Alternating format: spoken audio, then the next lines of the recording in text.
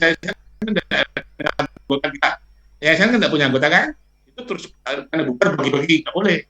Itu harus diserahkan ke yayasan lain. Kalau yayasan kita ini bubar, maka tidak boleh terus dibagi antara Pak Zainuddin dan Pak Sudirano, tapi dialihkan ke yayasan yang lain. Oke. Berikutnya.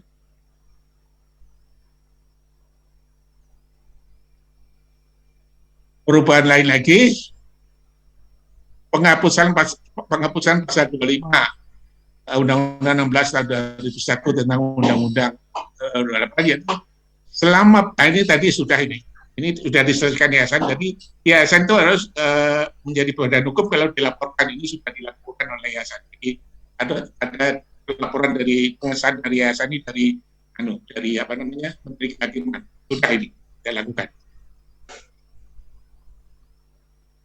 Jika belum disahkan oleh Menteri Kumham, yayasan itu tidak sah, belum punya badan hukum. Udah terus saja.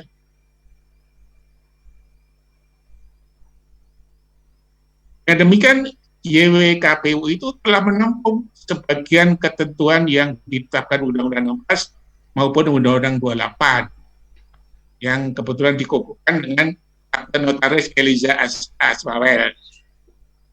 Tapi ke depan masih ada perlu yang adaptasikan. Gitu. Nah, ini kerjaan Pak Zainuddin dengan Pak Sudirano ini. Nah, ini tolong diinventarisasi. Karena ada 25 perubahan.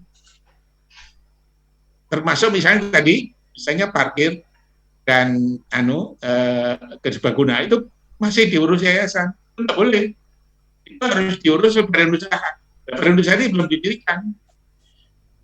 Ya Pak Zainuddin, gitu. Ya, ya boleh itu.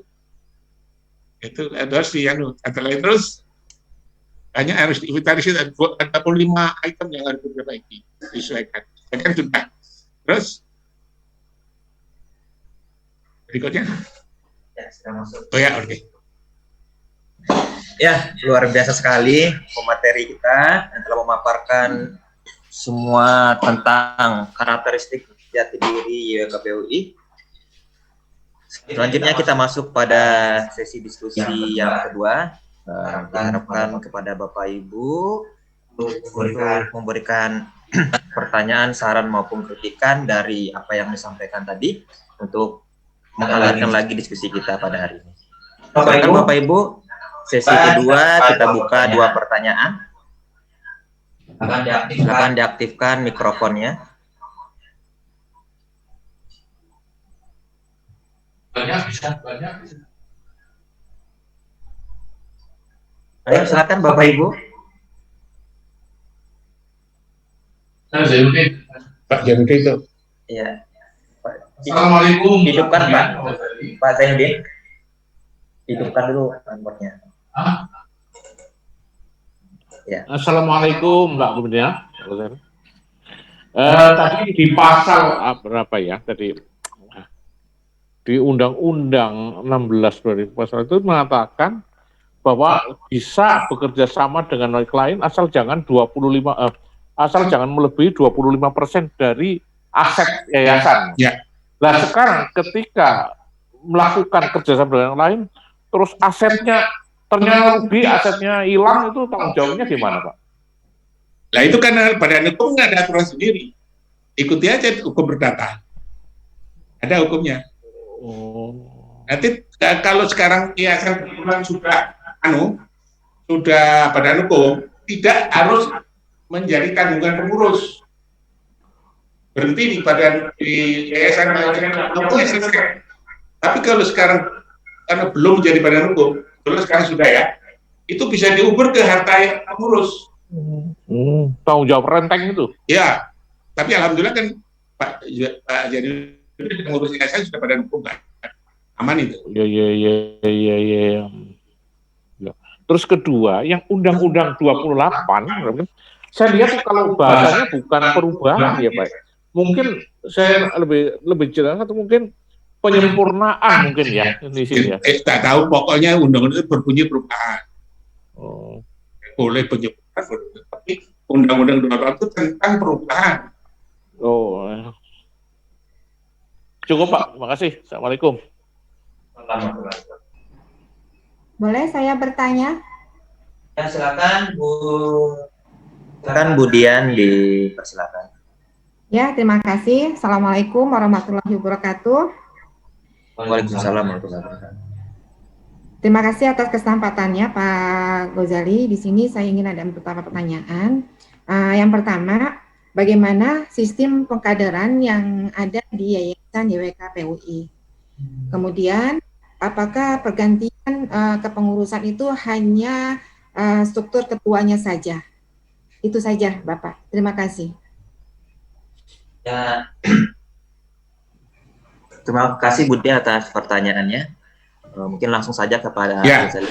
Silakan. Memang yang sudah punya pola jelas adalah kaderisasi di lingkungan sekolah, kan jelas ya. Dipilih melalui guru kan gitu, 3 orang, kemudian 3 orang dites melalui yayasan, kemudian dipilih 2 orang atau 3 orang untuk pimpinan, itu jelas. Kemudian yayasan sendiri itu 5 tahun sekali harus menurut undang-undang, menurut harus dirubah. Tapi mencari pengurus yayasan yang mau bekerja sesuai dengan watak atau tadi jati diri yayasan tidak mudah. Jadi ini mengerti yang banyak tenaga pensiunan, karena yang dia sudah pensiunan tidak mengharapkan, karena di sini tidak mungkin yayasan tidak diperbolehkan untuk menerima pendapatan yang seperti pernah tuh ada seorang pembina yang kebetulan tidak mengerti undang-undang, dia kerja di swasta ya. Kasihan nih pengurusan kok cuma segini, kerjanya berat. Ya, dia nggak pernah baca itu. Ini honorar itu tadi malah nggak boleh, sekarang boleh. Juga watak yayasannya tidak hilang. Di sini pengabdian, bukan dibandingkan kayak di perusahaan tapi di negara yang kemudian mempunyai kelonggaran yang lebih. Itu masalahnya, maka itu kalau sekarang sudah saya sampaikan kepada Pak Win, tolong digambarkan, dan sudah terjadi sebetulnya dari ini lembaga-lembaga di bawah yayasan masuk jadi pengurus, sehingga sudah tahu watak yayasan di mana intinya pengabdian, gitu loh.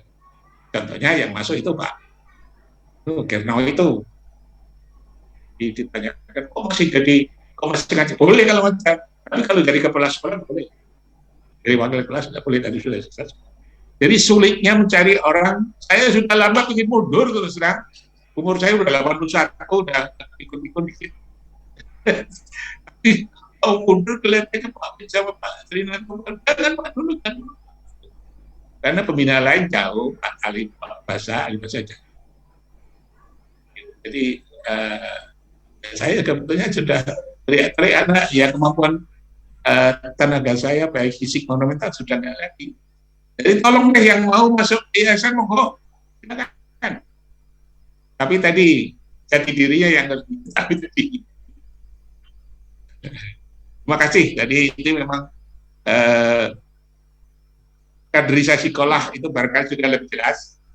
Dan yayasan akan kita gambarkan, tapi jelas unsurnya tadi unsurnya kalau masih ada orang Perumnas, kan berkali-kali ketuanya orang Perumnas kan, dulu Pak Olan, Pak Srinato, itu. Dari yang memberi tanah itu orang Perumnas. Kemudian orang Kementerian Agama, karena orang Kementerian Agama itu yang diberi, gitu ya. Saya Pak Januddin, dulu Pak Salam. Lalu ketika tokoh masyarakat, itu misalnya Pak siapa nih? Dulu banyak tokoh masyarakat. Pak inilah pembina kita Pak Keno, gitu ya.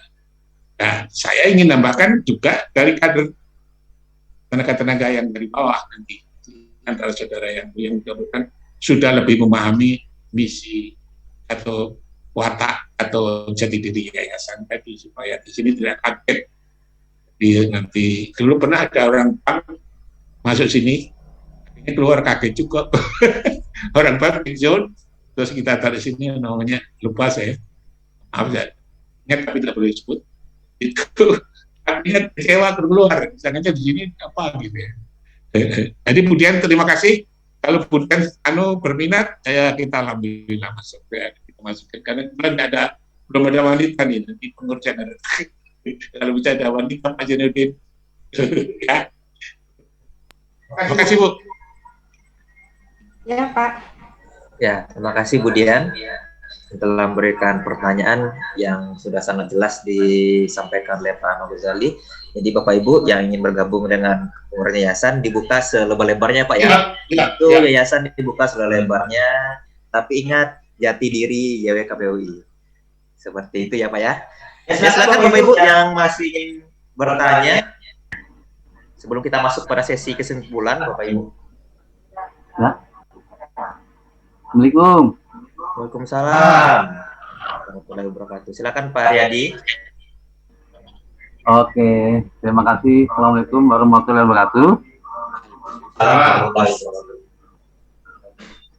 Yang terhormat Bapak Pembina, Pak Ghazali, serta jajarannya, juga kawan-kawan kita semua, para pengikut Zoom ini, diskusi ini, sedikit kami akan menanyakan